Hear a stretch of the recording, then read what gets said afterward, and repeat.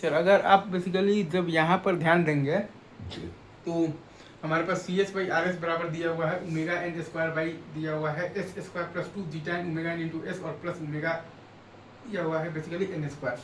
तो characteristic equation आएगा हमारे पास basically S square plus 2 zeta N omega N into S और प्लस ओमेगा एन स्क्वायर।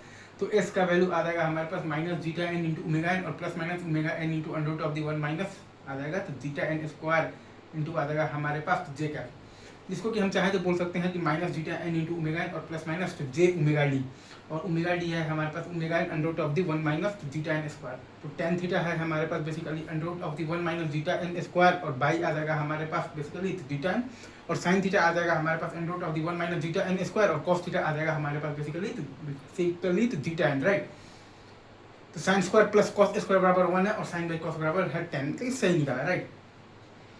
यही है। अब इसी में अगर आपके पास बेसिकली जब जीटा एन मतलब ये आपके पास बेसिकली जब जीटा एन का वैल्यू 0 होगा तब उसको हम लोग कहते हैं बेसिकली तो क्या कहते हैं अनडैम्प्ड। जब जीटा एन का वैल्यू जब 1 होगा तो उसको हम लोग कहते हैं क्रिटिकली डैम्प्ड, और जीटा एन जब हमारे पास बेसिकली 0 से 1 के बीच में होगा तो उसको हम लोग कहते हैं बेसिकली अंडर डैम्प्ड, और जब जीटा एन हमारा 1 से बड़ा है तो उसको हम लोग बेसिकली कहते हैं ओवर डैम्प्ड, मतलब कि रियल एंड दी आ जाएगा आपके पास बेसिकली तो डिस्टिंक्ट रूट्स।